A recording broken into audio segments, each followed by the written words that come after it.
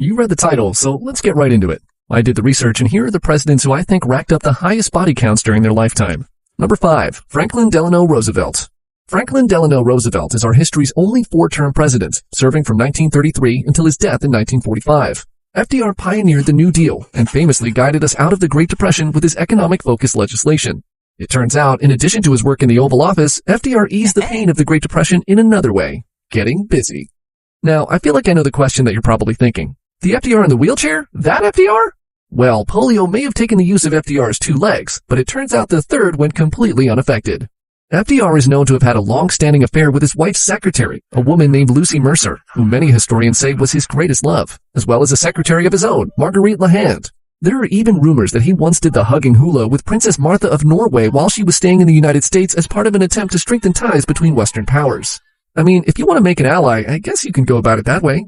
According to the FDR Presidential Library and Museum, Roosevelt and Martha often shared meals, scenic drives, boating, and local entertainments together. Observers noted their common sense of humor and happy informality.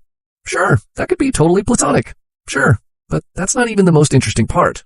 Apparently, FDR's wife Eleanor knew of these extramarital unions, and while they initially stung, she found an upside. She was actually rumored to also have a fondness for the ladies, but she saw the potential in FDR to achieve international success, and she didn't want to smear his public image with a divorce. So she turned the other way while Roosevelt went on his merry way, and she began to browse around herself. Oh, what we do for love. I wonder if he incorporated the chair into his pickup lines. Number 4. Warren G. Harding. Warren Harding often finds himself in our history books too, but not as an American hero. Harding's time as commander-in-chief was a brief one, only serving from 1921 until his death from a heart attack in 1923. While at the time of his death, Harding was actually one of the most popular presidents in American history, the discover and exposure of several scandals, including Harding's 4 extramarital affairs, greatly tarnished his reputation, and now he often finds himself ranked among the worst presidents in history. But it turns out, while he can now never get his approval rating to rise, there was one thing he had no problem getting up. Harding's most well-known affair was with a woman named Carrie Phillips, which lasted about 15 years, ultimately ending in 1920 when Phillips blackmailed the then-Senator Harding, saying that she would expose them if Harding voted in favor of going to war with Germany. Sometime later, shortly after receiving his party's nomination for president, Harding disclosed his affair to top party officials, who handled it how they always do. They paid her off for her silence. Another of Harding's mistresses of note was a woman named Nan Britton, who wrote a book alleging that Harding had fathered her daughter while he was a senator. Since the book came out after Harding had died, and his reputation was already heading downhill, many people believed Britton. But over time, people began to grow skeptical, saying Britton fabricated the entire thing for notoriety. In 2015, Harding's paternity was officially confirmed through DNA testing. Harding, you are the father. Now, Harding's wife, unlike the mega-chill Eleanor Roosevelt, was furious when she learned of Harding's affairs, and in response to the one with Phillips specifically, she claimed it was not the first time Harding had become romantically involved with a friend of hers. The man was a certified horn dog. But the best is yet to come.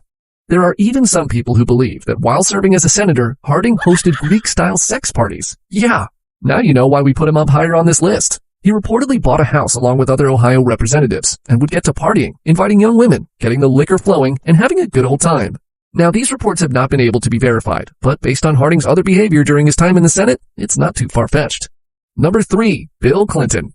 I mean, this one should be pretty self-explanatory. Slick Willie, our 42nd president and the husband of one of the most frightening women in politics, had one of the most publicized and criticized affairs in political history. But that's just the tip of the iceberg.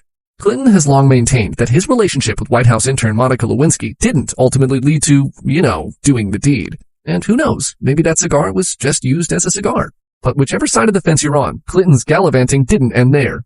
While Billy has only admitted to one affair during the time that he served as governor of Arkansas, many women have come forward over the years to claim that he slept around an awful lot before attaining the presidency. There are even reports, most of which aren't believed by historians, that Clinton used his position in Arkansas to get state troopers to set up little lovers' rendezvous with various women so he could hide his fun. To think that the man behind that famously stained dress didn't take advantage of the southern hippie women all around him would simply be naive. In recent years, a report even came out that claimed that Clinton went to town with the actress Elizabeth Hurley in the White House. Now, this affair definitely wouldn't get the level of buzz that Monica Lewinsky did. That ship had sailed. But it's fun to imagine how Clinton reacted when his staff broke the news that the press had leaked his affair. You're kidding. Which one? Number 2, Lyndon Johnson. Lyndon B. Johnson took over the seat of power after the assassination of John F. Kennedy in 1963, becoming our 36th president and serving a term and a half, until 1969. Johnson was a Southern good old boy who has a complicated legacy, known as equal parts ruthless, imposing, crass, charming, persuasive, and let's not forget, horny. Lyndon certainly gave his Johnson plenty of exercise during his tenure in the White House. It seemed like for Johnson, one of the most important things, if not the most important, was power and superiority. Whereas other presidents on this list were known to have seduced and slept with many women simply because they were unable to quench their appetites, Johnson reportedly turned it into a contest. Since the man succeeded JFK, he and his powers of seduction were often compared to that of Kennedy. There's an account that on one occasion, when Kennedy's escapades were brought up one too many times, Johnson pounded on his desk saying he'd had more women on accident than Kennedy had on purpose.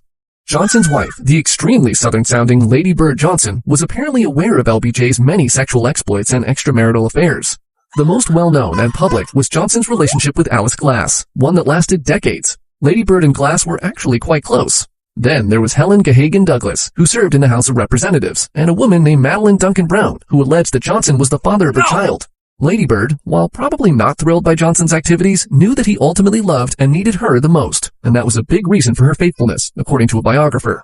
The craziest part? Aside from Johnson's personal harem of women whom he frequently bumped uglies with, he's even known to have had a bell installed in the Oval Office so he could be warned if his wife was about to enter the room. When you hear the ding, put away the dong. That's what I always say. Number 1. John F. Kennedy. I mean, you knew we wouldn't do a list of 40 presidents without this guy, right? He's the Tom Brady, the Muhammad Ali, the Michael Jordan of presidents who slept around. Before his untimely demise in 1963, Kennedy had branded himself the image of a God-fearing, righteous family man. Behind all of that, as the public soon learned, were numerous affairs, from actresses to mob wives to teenage interns. The craziest thing? There are way more than you think. Kennedy was a sharp-looking guy, which in many ways helped secure him the presidency after his televised debate with the pale and sweaty Richard Nixon in 1960. JFK clearly used those looks, and the family fortune probably didn't hurt, to his advantage throughout his entire life, becoming quite comfortable with frequent lovers' trysts and once remarking to a British prime minister, "If I don't get a lay for 3 days, I get a headache." Some historians even argue that he was a sex addict, a narcissist, and had a general crippling lack of self-restraint. I'd be surprised if the guy ever went 3 days without some horizontal refreshment. He racked up quite a laundry list of lovers. There are a dozen or so women who claim to have had affairs with JFK, plus the numerous famous actresses known to have helped JFK test the mattress, plus many women in his own employ. Most of us know the most famous rumored affair being the one with movie superstar Marilyn Monroe. And while it was never fully confirmed, if you've seen the clip of Monroe singing "Happy Birthday, Mr. President," your mind is pretty made up already. But the list goes on and on, including, but not limited to, Judith Exner, an ex of Chicago mob boss Sam Giancana, Anita Ekberg, an actress and global heartthrob, Ellen Romech, a call girl, one of JFK's favorites, Jean Tierney, another actress, I'm sensing a pattern, and Mimi Alford, a 19-year-old White House intern. There are many others, and considering JFK employed the Secret Service to set up meetings with women and ensure no one ever walked in on him doing the dirty, a reporter was once tackled in a White House hallway to stop him from seeing a woman enter the president's room, there are probably countless women no one will ever even know about. Listen, you're the most powerful man in the free world. You're handsome, you're tall, you're rich. The pieces are there for you to be as loose as you want. And JFK took that and ran with it.